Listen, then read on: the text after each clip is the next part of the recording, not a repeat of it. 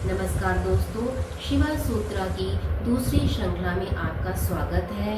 सूत्रा का अर्थ है जो हमें बहुत कम अर्थों में बहुत गहराई की बात समझा दे। सूत्रा का हमारे जीवन में बहुत महत्व है। सूत्रा के कारण ही हम जीवन में ऊंचाइयों को प्राप्त कर सकते हैं। साथियों, पिछली वीडियो में हमने पहला सूत्र जाना था। पहला सूत्र था चैतन्य आत्मा, अर्थात अगर हम असली खुशी चाहते हैं, हमें अपनी चेतना को जागृत करना होगा, हमें अपनी चेतना को समझना होगा, अर्थात हमें अपनी चेतना की तरफ अग्रसर होना होगा।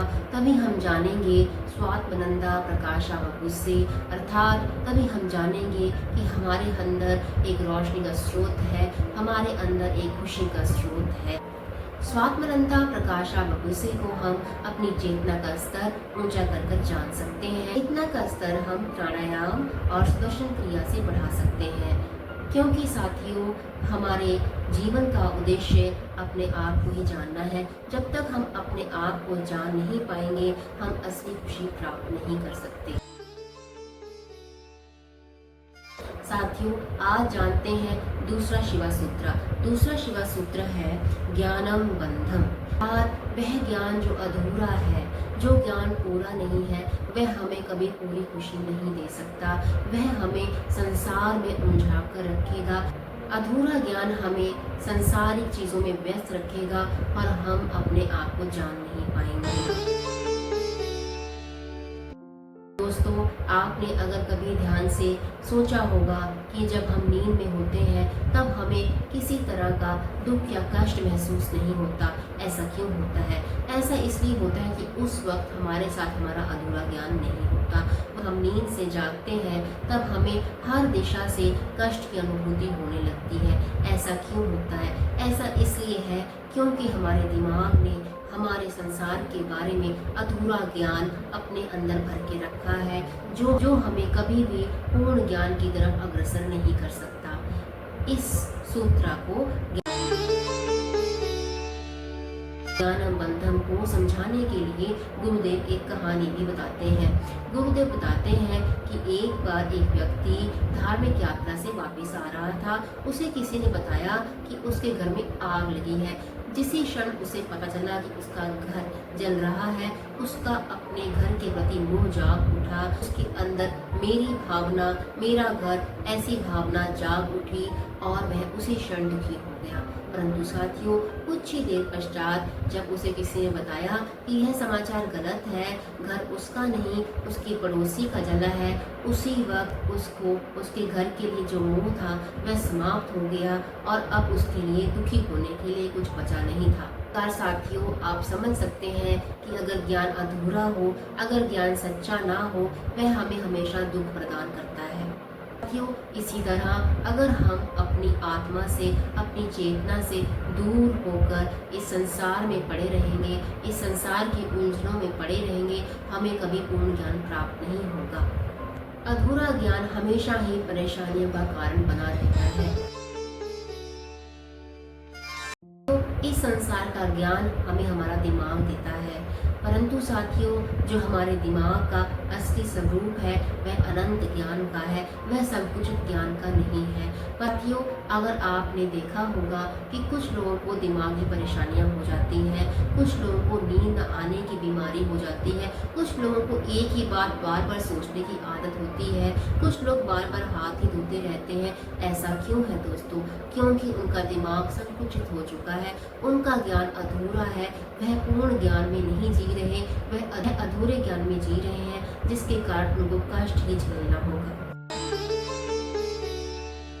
इस तरह दोस्तों, अगर आपने महसूस किया हो कि कभी कोई सत्संग हो या कोई बहुत अच्छा वातावरण हो, आपका दिमाग, आपका मन बहुत प्रफुल्लित होता है, आप बहुत हल्का महसूस करते हैं। उसी जगह आप अगर किसी लड़ाई झगड़े के वातावरण में हो तब आप अच्छा महसूस नहीं करते। इसका अर्थात है कि वातावरण का आपके दिमाग पर गहरा असर है। इसका अर्थ है कि आपका दिमाग कहीं न कहीं बंध चुका है वातावरण के साथ। अगर वह बंधन में है तो उसका ज्ञान अधूरा है। अगर वह बंधन में होगा तो वह आपको कष्ट ही देगा। अगर वह बंधन में है तो ऐसा ज्ञान कभी भी आपको सच्चाई की तरफ का रास्ता नहीं दिखा सकता। साथियों, ऐसा कहा जाता है कि जैसा व्यवहार हम करते हैं वह हमारे दिमाग पर, हमारी सोच पर, हमारे वातावरण का एक असर ही होता है। हम जिस तरह के वातावरण में रहते हैं वैसा ही व्यवहार हम दूसरों से करना शुरू कर सकते हैं। साथियों, जो हमारा दिमाग है इसको जो ज्ञान है हमारी 5 इंद्रियों से मिलता है, जैसे आँख, कान, नाक इत्यादि। यह 5 इंद्रियां कभी हमें पूर्ण ज्ञान नहीं दे सकते। वहीं अगर हमारे शरीर का एक एक कण ज्ञानमय हो जाए, जो कि हमारी चेतना का असली स्वरूप है, जो कि चेतना का चिन्ह है, जो कि जिंदगी का चिन्ह है, जो कि भगवान का चिन्ह है, तब दोस्तों हमारा ज्ञान अधूरा नहीं होगा, हमारा ज्ञान पूर्ण होगा और कष्ट झेलने वाली कोई बात नहीं रहेगी। अगर हमारी चेतना पूरी तरह से जागृत है, यही एक चिन्ह है जिंदगी का। साथियों, चेतना हर तरफ है। चेतना एक पत्थर में भी मानी जाती है, चेतना एक इंसान में भी मानी जाती है। पत्थर में साथियों चेतना का स्तर काफी नीचा होता है, वहीं मनुष्य की चेतना का स्तर काफी अधिक है। परंतु साथियों, अगर इंसान यह समझने लगे कि उसे पूर्ण ज्ञान है, वह सब जानता है, वह सब समझता है, तब उसकी जानने की क्षमता कम होगी, वह कुछ जानना ही नहीं चाहेगा। जिस क्षण वह कुछ भी जानने के लिए अग्रसर नहीं होगा, उसकी चेतना का स्तर नीचे आएगा, उसकी चेतना का स्तर एक पत्थर के समान भी हो सकता है। इसको समझने के लिए अगर आप देखें एक साइकिल सवार किस तरह से साइकिल चलाता है, वह साइकिल सवार बहुत ज़्यादा चेतनामय होकर साइकिल नहीं चलाता, क्योंकि वह जानता है कि साइकिल तो उसे चलाना आता है। वहीं अगर आप एक छोटे बच्चे को देखें जो अभी साइकिल चलाना सीखना ही चाहता है, उसकी चेतना का स्तर बहुत अधिक होगा उस साइकिल सवार से। ऐसे बच्चे की चेतना का स्तर बहुत अधिक होगा, क्योंकि वह बच्चा जानना चाहता है, क्योंकि वह बच्चा जानता है कि मुझे अभी पता नहीं है, मुझे जानना है। ऐसे बच्चे का चेतना का स्तर बहुत अधिक होगा, इसीलिए बच्चों में जीवन झलकता है, बच्चों में भगवान झलकता है। साथियों, हमारी चेतना का चिन्ह है जो हर वक्त नई हो, नवीन हो।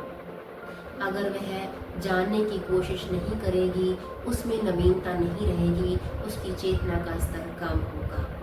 साथियों, जिंदगी जीने के लिए नई चीज़, नई वस्तु समझना, हर वक्त कुछ नया समझना, हर वक्त कुछ जानने के लिए और विशेषता अपने आप को जानने के लिए अग्रसर होगा, तभी आप असली जिंदगी जी पाएंगे। सत्यम ज्ञानम अनंता ब्रह्मन, अर्थात ब्रह्मन का स्वरूप सत्य है और वो अनंत है। ब्रह्म का स्वरूप सत्य है और वो अनंत है, वह संकुचित नहीं रह सकता। उसको हम संकुचित दिमाग से नहीं सीख सकते।